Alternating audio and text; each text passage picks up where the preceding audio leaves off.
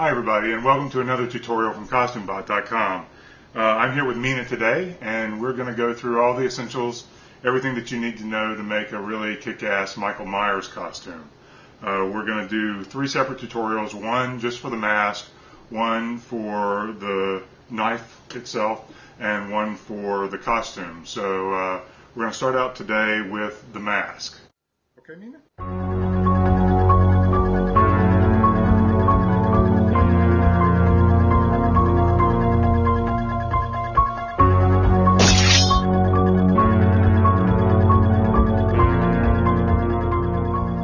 Okay, so what we have here is a 2006 Don Post Michael Myers mask. This is a licensed mask, but unfortunately looks very little like the original mask. The original mask in the first Halloween movie was a Captain Kirk mask, manufactured, ironically enough, by Don Post, and it had the eyes opened up, it had the sideburns ripped off, it had the hair kind of mussed up, and the whole face was painted white, and that was pretty much it. It was a Captain Kirk mask, but subsequently, over the years, Shatner's people and the Star Trek people got involved and started wanting money from the Halloween people. So now all the masks look nothing like the original Shatner mask, which is unfortunate. But this is a Don Post. It's very well made. It's a very thick latex pull. You'll notice there are some bumpy lines along the temples. That's trying to emulate the original Shatner mask. It had sideburns there, and when they ripped them off, there were glue lines left there on the original mask, so they've molded that into this Don Post mask. So here are the supplies we're going to need. The first thing we're going to need is some latex. You'll see this is kind of turned a little bit because it's been out in the light. This is Twisted Vision's liquid latex. That's a full-bodied liquid latex. And on the table you'll also see a Monster Maker's latex. I'll put links to those in the site. I like to use chopsticks as stirring tools, stirring sticks, and then we need some containers like these, some Tupperware or Gladware containers that we can put the liquid latex in, something we don't have to worry about. I'd suggest using some really cheap, like preschool brushes that you can actually physically cut some of the bristles off of if you need to make them more precise. So the first thing to do is get rid of these horrible eyebrows. The original mask had no eyebrows, so we're going to rip those off. Now what I can't rip off, I'm going to actually paint over and just make sure that they actually look like they were molded into the mask. All the paint used in this tutorial is just standard acrylic paint like you'd get at Michael's, the little tubes of acrylic craft paint that are mixed 50-50 with liquid latex. Now, if you're not sure if a paint is going to match the color that you want, you need to mix up the paint portion of it first, then add the liquid latex to it. The paint portion is going to be much closer to what your actual paint is going to look like on the mask. When you dilute it with the liquid latex, it's going to give you the illusion that the paint is actually lighter than it is. Typically, once it's mixed with latex, the paint will dry much darker than it looks in the container because the latex is going to dry clear. It's not going to be white like it is when it's in liquid form. So here's the mask with the eyebrows completed, painted out the color of the face. You'll see some smudges already on the face of this. It's because the paint that they put on the hair, they kind of spray painted the hair, and it comes off in your hands pretty easily. I actually want to make this like the screen worn prop in that it's going to be pretty worn out looking. So I'm just going to not worry about those for now. The first thing I'm going to do is go through and accent the shape of the lips. This mask, when it comes out of the box, it looks a lot like Bill Murray. It looks more like Bill Murray than it does William Shatner. And part of that is the shape of the mouth. They molded a larger upper and lower lip into it very slightly, but they really didn't accent it at all. So what I'm going to do is try to use paint to bring that shape out in this mask. So the first layer is going to be a light gray layer that accents just the lip shape. If the lip were protruding more, you would get a darker shadow there, so that's what this is going to kind of give you. I'm going to do the same thing with the bottom lip, just accent it, darken it slightly.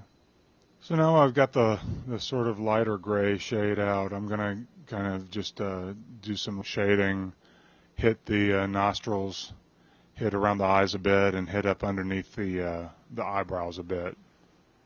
The eye shapes on this mask are completely wrong, but it's pretty easy to modify them with paint. This is just the sort of beginning layer, but you can cut them out and make them a little more accurate, but you run the risk of tearing the mask, especially with sharp cuts like the original mask had sort of corners in the eyes, and so I'd rather just do it with paint.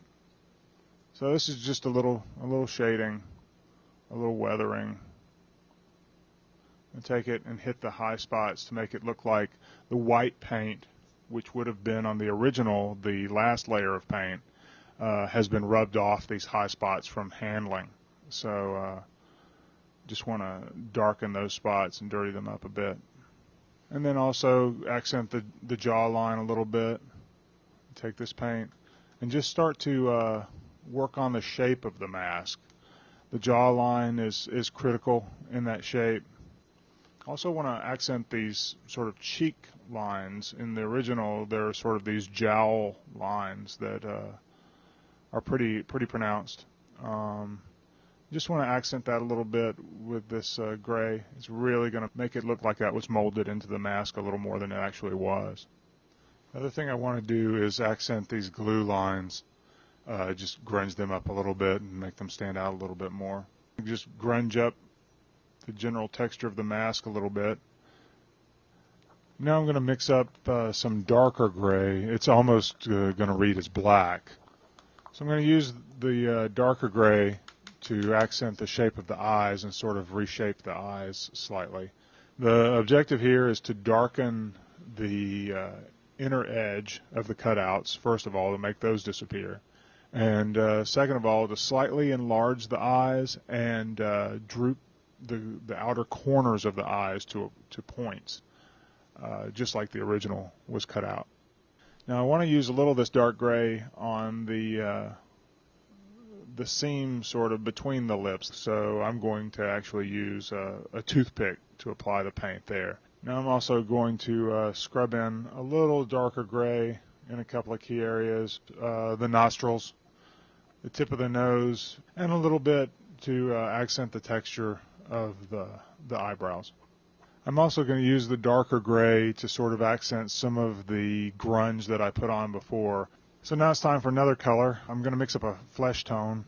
The original mask was a tan color and it was painted over, so when they wore it and held it, they only painted it with regular spray paint, so that doesn't adhere to latex very well, and it would come off a good bit. So especially areas where it got handled a lot, like along the neckline, or where it got really worn, you were going to see flesh color come through. So I want to sort of try to emulate that effect and add some flesh tone highlights.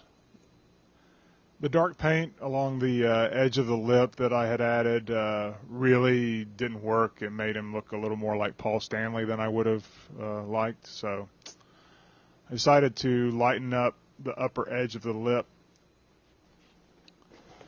And now it's time to play around with this hair a little bit. This hair is pretty well done, except for the fact that it's all matted flat against his head. I'm not sure what movie they were watching, but it certainly didn't look like that in the original film. So essentially you have to get this paint off of it. There's all kinds of spray paint in it. Now the great thing about that is it's going to get all over your hands, and I'm just going to rub some of that on the mask. So this is the messy hair version of Michael. And so you can see I got a little too much of the hair spray paint on him, so I'm going to use some light gray paint that I had saved from earlier, and just sort of paint some of that out. I really, at this point, I thought I was finished, but the more I looked at it, the more I realized that the lips were just too dark. So I decided to come back in with a little bit of lighter gray and lighten up the lips a little more. All right, so this is a look at the finished mask in motion. It's not perfect, but it looks a lot better than the original Don Post paint job. Thanks for checking this out, and we'll see you next time for the knife tutorial. Happy Halloween, everybody. This is the second part of the Michael Myers series of costuming tutorials from CostumeBot.com. My name is Tom, and today we're going to cover this nifty little item. I'm going to show you how to make a knife that is safe and Looks a lot like the knife used in the original Halloween movies, so check it out.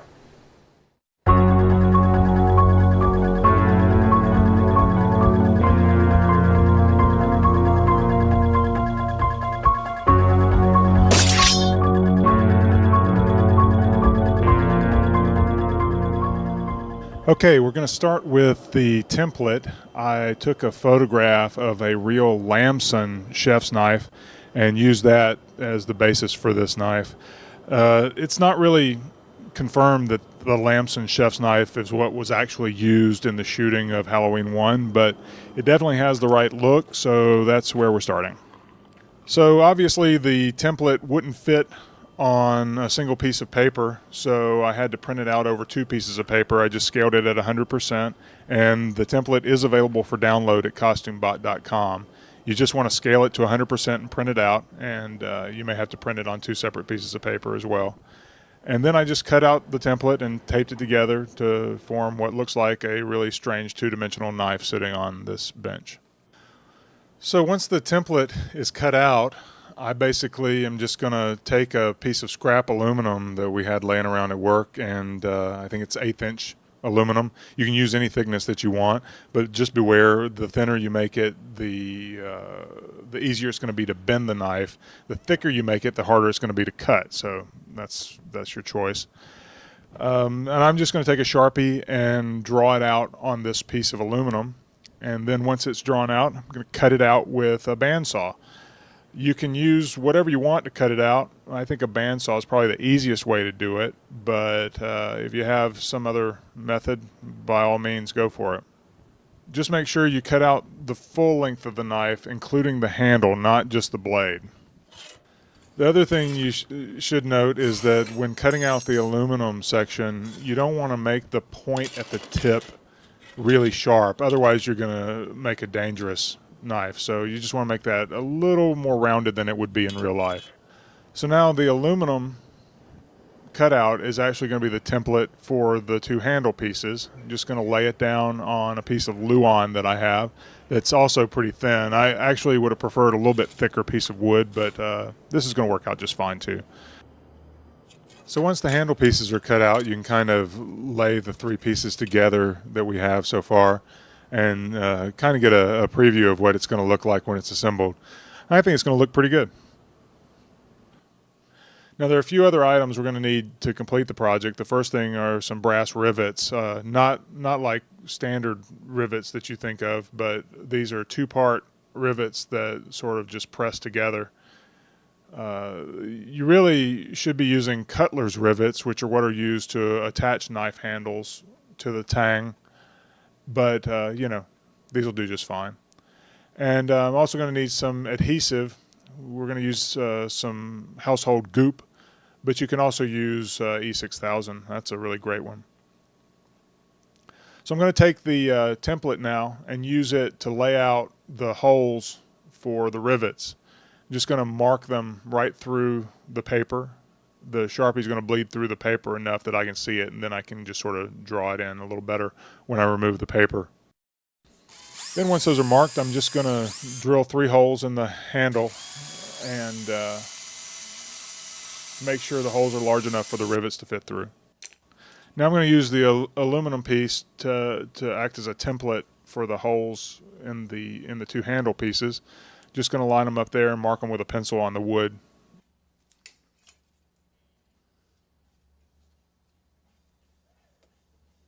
Once those are marked on both sides, I'm just going to drill the holes through the 2 handle pieces.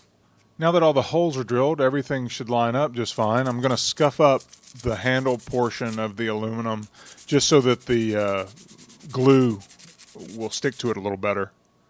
So I'm just going to smear some amazing goop on both sides of the handle and then attach the wooden pieces. Now I'm going to take my rivets and just push them through one side, flip it over, and push the other side through.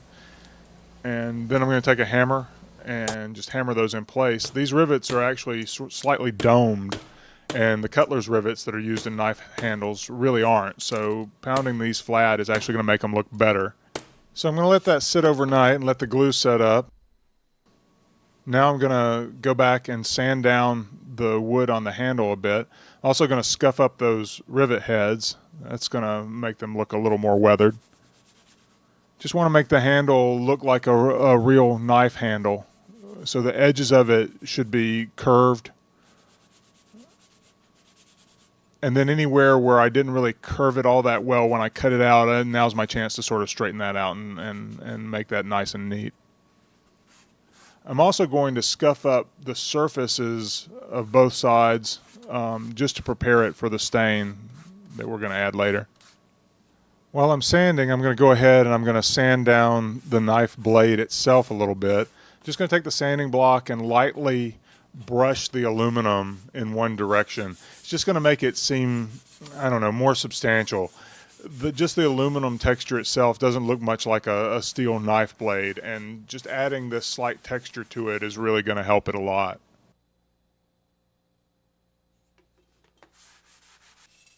So now the last step is to apply stain to the wooden handle. I'm going to use a product that's called Minwax Wood Sheen. It's sort of an all-in-one product, so you don't have to do a layer of stain and then a layer of gloss or whatever. You just squeeze a little bit of this stuff out on a paper towel or an old rag. Wipe it onto the handle. Make sure you get in all the cracks and crevices. Then once you've got it well coated, let it sit for a few minutes and then go back and wipe off any excess. If you don't wipe off the excess, you're really going to see a difference later. You're gonna get some sticky spots. So that's pretty important. But choose a color that you like. I just had this left over from another project. It also makes the rivets look even better because it makes them look slightly tarnished. So there you have it. I hope you enjoyed the tutorial. I hope it actually helps you out.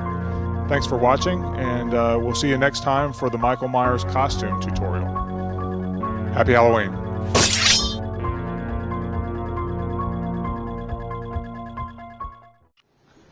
Hi everybody, and welcome to the third part in our series of Michael Myers costuming tutorials.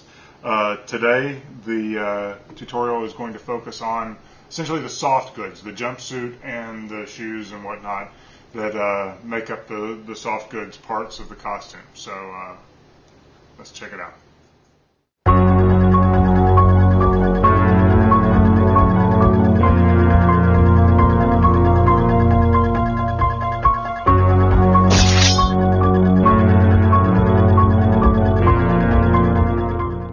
The easiest part to acquire are the boots. These are the boots that Michael wears in parts, I know in part one, I think in part two as well, and that's sort of the look that we're going for. These are Vietnam era jungle boots. They're fairly easy to come by. I bought these on the Bay, and they don't really require a lot of weathering. The coveralls that were reportedly used in the movie were JCPenney Big Mac coveralls. Apparently in a color called olive wood, that's sort of a greenish blue color. There is a lot of debate in the Michael Myers fan community about this. No one really seems to know definitively exactly what color was used, and so it's really up to you. A lot of people say spruce green, olive wood is batted around a lot, navy blue is used quite frequently, and charcoal is used quite frequently. The difficulty really stems from the fact that when you shoot a movie, the color that you finally see in the print is dependent on a lot of variables. In the original Halloween, Michael is rarely seen in a brightly lit condition. There's one scene where he runs into Tommy at school, and you see the coveralls in daylight, and they are this color, green. But even that, it's a little suspect. I'm going by that, and to me, that's the color that I'm going to use. A lot of people say, well, it could be the lighting in that scene as well. It could have been the way the negative was color timed that could have changed it and made it look more green. I do know that Dean Cundy, the director of photography on the shoot, he used a lot of blue lighting in the nighttime scenes, so that could be the reason why a lot of people consider the coveralls to be blue. But, whatever. Choose the color that you think most reflects what you have in your mind's eye as what Michael Myers would be wearing. I chose red cap coveralls. I got them at automotiveworkwear.com. They were pretty cheap. I guess they were like $30 or something, maybe a little more than that with shipping. Red caps are the coveralls that they used in H2O. They used some charcoal red caps in H2O. So, you know, at least there's some connection there. They are a little different from the originals. On the originals, the Big Macs, there was a button here and a buttonhole. These don't have that. There was a flap pocket on the right breast pocket. There's a flap. These don't have that. And there was more of like an elastic back on the waist. These don't have that either. What these do, however, have is a low price point, and they're actually available. The next thing you're going to need is a t-shirt, and just like a navy blue or a dark charcoal t-shirt. It's hardly going to be seen under the coveralls, but if you want to look the part, you need to fill in all the blanks. So the t-shirt is part of it. So the next thing that we need to do in order to make this costume happen is we need to weather the coveralls. We don't want them to look brand new. In Halloween 1, they were pretty dirty. We assume he got it off of a mechanic, so they've got grease stains. They've got, turkey juice or whatever. Turkey juice, yay! Turkey juice. They had turkey juice, maybe some Clamato thrown on there because that's what that guy had for lunch. Maybe some garlic juice. Pick every stinky thing you can imagine and throw it on these things. No, the important part in weathering fabrics is really not to use real dirt. Unless you literally want to stink with the stink of Michael Myers, then you want to use paint or something other than real dirt and oil. You'll hear people go, well, I just drug it behind the car for a mile. It was well weathered. What are you, a moron? Don't do that. We're going to start with putting them on because we need to figure out where we need to weather them. First thing you want to do is take something. You can use sandpaper. You can use a rough rock. I don't care what you use. Use something like sandpaper or a sanding block like this. And what you want to do is you want to sand down, lightly sand. Don't go too crazy because you can always do more later. You want to lightly sand the areas where it's going to get the most wear. So that means doing the elbows, places where you might put your arm down. You want to do elbows, you want to do knees. And now I've got a general indication of where those points fall on my body, where the knees and the elbows are and everything. So I can take this off and I can work on it, lay it out on the table. It makes it a little easier. And it looks really good on the seams because of the little high spots. There's high spots and low spots. So all these seams along the pockets you want to hit.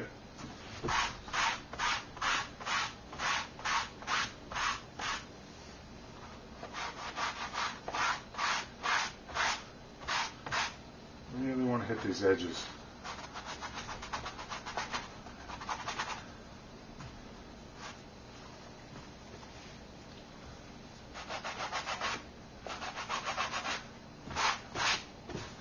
Shoulders are a good idea. Hard to reach that while you're wearing it.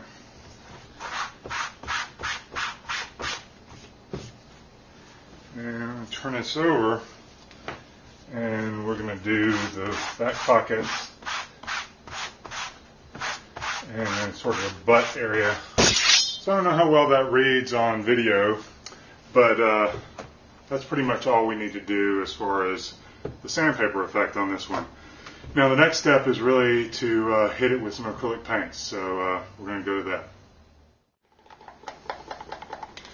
Basically we just want a little bit of watered down dark gray, almost a black,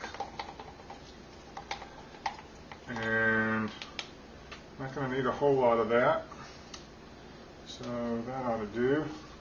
I'm actually going to use the edge of the sponge this time, and I'm just going to dip it in that, and I'm going to just dab it on in a couple of places.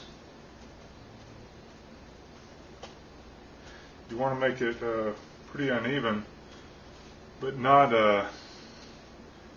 theatrically uneven, you know? Like you see some weathering on costumes where it looks like they've tried to make it uneven.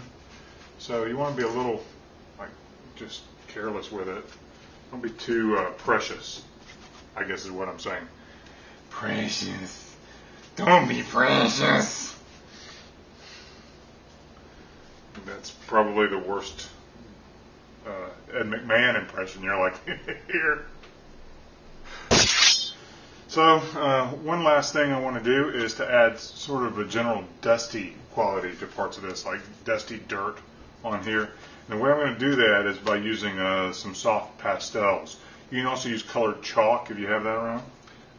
So what I'm going to do is I'm going to break a little bit off, a little piece of white, and put it in a little Ziploc baggie. Take a little piece of sort of tan color and a little piece of the dark brown. I'm going to put these all in the baggie. I'm going to very lightly turn them into powder. And what I'm going to do is I'm just going to put my finger in there and get it on my hands and just sort of wipe my hands around on here and dirty it up a little bit.